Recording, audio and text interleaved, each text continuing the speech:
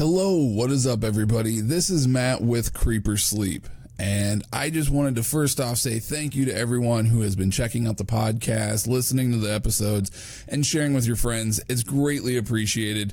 And if you're not doing that, by all means, please go do that. It really helps out the podcast world, not just my podcast, but every podcast. So yeah, if you are digging the show and you are liking what you hear, please like, subscribe, and share with your friends or anybody else, that may appreciate creepypasta, because without your support, well, no one's going to hear it. So, thank you to everyone. And, here's your good friend, the Goon. Hello, boys and ghouls, you ghoulish fiends, and welcome back to this week's episode of Creep or Sleep. I am your host, as always, the Goon. And this week, we have a story by Reddit user Lillian Madwhip. I wonder if she got mad enough she'd whip me. I like a good whipping. This story is all about hitting the road and pounding the pavement. Those were the words that came to mind when I was first told of this gruesome tale. A premonition of what is to come. Let's see what the future holds and what the sound of sibling rivalry really sounds like. Until the bitter end.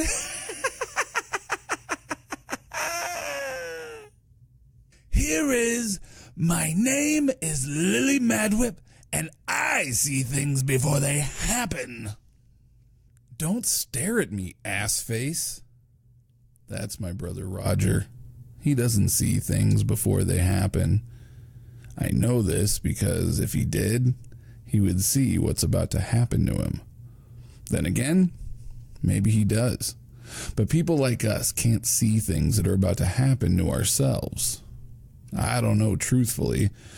All I know is that in about 3 minutes, Roger is going to die.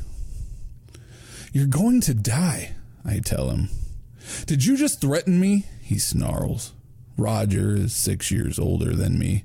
He goes to high school and has 2 best friends named Skeeter and Dustin. They like to wear shirts without sleeves that have the names of heavy metal bands on them. Sometimes they hang out in the garage and try to play music like those bands until my dad goes out and yells at them to stop.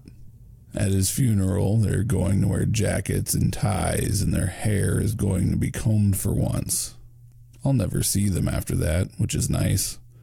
I love Roger because he's my brother, but when he's gone, things will just be a little bit nicer. Sorry, Roger. No, I told him truthfully. I'm just trying to warn you. I love you, Roger. Shut up, weirdo!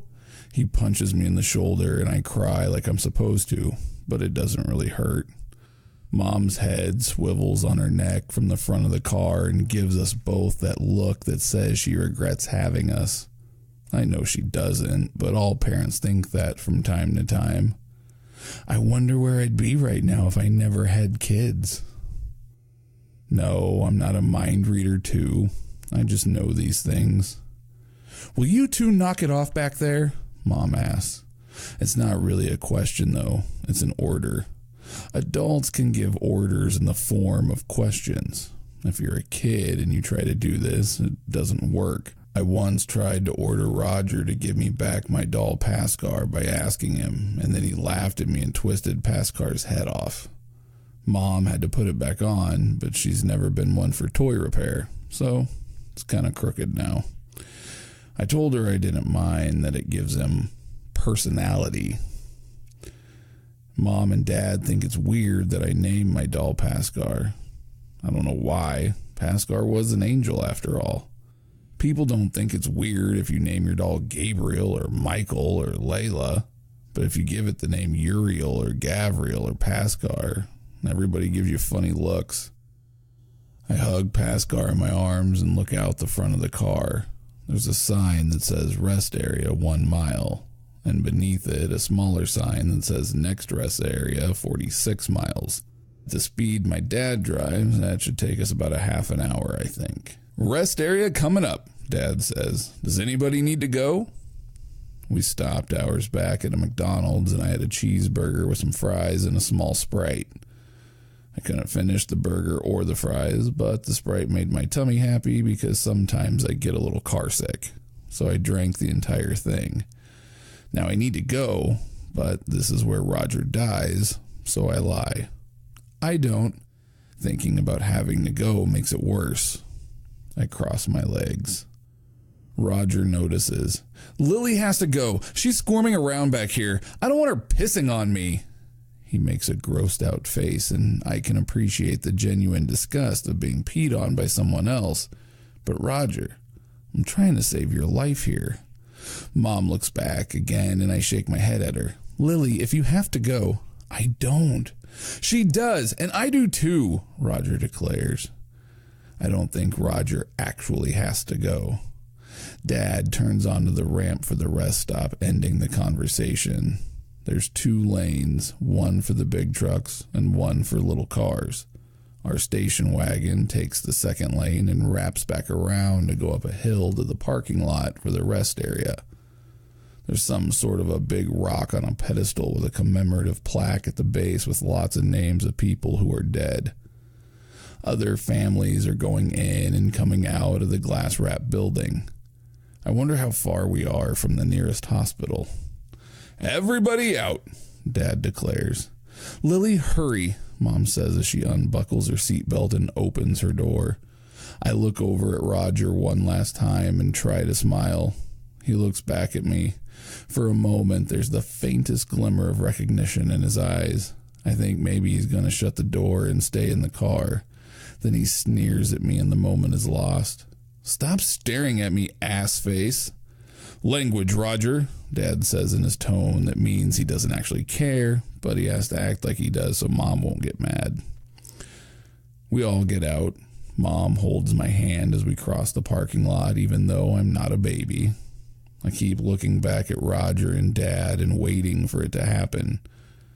Roger's going to die. I know it. I just don't know how. Maybe that big rock is going to come loose from its base and fall right on top of Roger like a boot on an ant. I've stepped on ants before. I always say sorry afterward, but it's kind of pointless by then. I wonder if his insides will squish out like they do on ants. The rock does not squish Roger. My mom takes me into the women's restroom where we do our business. The toilets are those ones that flush automatically. They always scare me, like I think the one I'm on won't detect that I'm on it anymore and flush, and I'll get sucked in. I go, but the whole time I'm waiting to hear the shouts and cries from outside. Maybe Roger gets sucked into an automatic toilet. My mom has a word for something like that. Apropos. Roger does not get sucked into the automatic toilets. We meet out in the lobby area where they have an information kiosk and little cubbyholes filled with sightseeing maps and brochures for hotels and water parks. I want to look at one about an outdoor animals safari zoo, but Dad is in a hurry to get back on the road, so Mom drags me back out to the parking lot. We pile into the station wagon with empty bladders. I'm feeling a bit confused because Roger is still alive and it's been at least 10 minutes since I knew he was going to die. I don't say anything on the matter because Mom and Dad don't like it when I talk about my premonitions, as they call them. Also, I'd rather not jinx it if I'm actually wrong for once. Roger's kind of mean, but he's my brother, and I love him. I hug Pascar and stare out the window as we pull out of our parking space. Suddenly, Pascar is snatched from my arms. I turn, startled, to see Roger holding the doll out his window, waving it in his hand. He grins at me. Hey, ass face, want to see if your dolly can fly? I realize this is the moment. I can't help but say something. This is when you die, I tell him solemnly. Roger's smirk is replaced by one of anger. He lets go of Pascar, who disappears beneath the wheels of our car. In my distress, I cry out, lurching against my seatbelt as if I can whisk out the window and snatch Pascar up before he's lost forever. Mom turns and starts asking loudly what just happened. Dad turns to yell at us to stop it. Lily stops screaming. Roger, what did you do? Roger, what did you do? My father is looking in the rearview mirror at what he considers his two biggest mistakes. My mother is passing her glare back and forth between me and Roger. Roger is looking at Mom and Dad and trying to put on an innocent expression as he lies and tells them that I started it. Only one of us is looking at the lane for the big trucks that we're currently merging with at Dad's typical high rate of speed, and that's me. What do I see out of Roger's window but a giant truck with lots of big tires and a large trailer on back barreling down at us with a driver in the cab who looks as shocked and confused as I am. I'm not screaming for Paskar anymore. I'm screaming for Dad to brake or steer or anything, but he can't tell the difference between one type of screaming and the next. And anyway, it's too late. Do you know what a T-bone is? I always thought it was a type of steak. My Uncle George ordered a T-bone once at a restaurant, and he got this mammoth piece of meat with the bone still in it. That's why they call it a T-bone, because the bone is there and it looks like the letter T. Apparently, T-bone is also a type of collision where one vehicle strikes another in the side, because the two vehicles make a T shape, just like the bone in the steak my uncle ordered. That's what the big truck does to us. It T-bones us before the on-ramp to the interstate. The nearest hospital is 23 minutes away. I would never have guessed that number. They take Roger and my dad there in an ambulance. Dad has a dislocated shoulder and lots of cuts and bruising. Roger is airlifted to Boston Memorial. He gets to fly in a helicopter, although he isn't conscious for it, so he kind of misses out. He dies from internal injuries before he gets there. Mom and I are treated for lots of little cuts from glass and stuff. The driver of the truck is fine, but shook up by the whole thing. I hope he doesn't blame himself for Roger's death. That was nobody's fault but Roger. One of the emergency medical people who treats us on the scene finds Paskar and gives him back to me. He always finds his way back to me. The EMT asks me what my doll's name is and gives me a funny look when I tell him. I don't tell him that he's about to get a call for an old lady who suffered a stroke in some place called Middlebury. That kind of trivial information is lost on most people. Kind of like I know my mom and dad are going to cry and hug each other and worry about Roger until they find out he's dead. After that, Dad will get more distant because he secretly blames me. It's not a secret, Dad. I know. And Mom will hug me a little tighter each night at bedtime. I see it, but they don't need to know I do. I hope Roger is in a better place. But Paskar tells me he's not. Paskar is always right. So, there you have it. A story by Reddit user Lillian Madwhip, and I see things before they happen. Talk about a rough road ahead.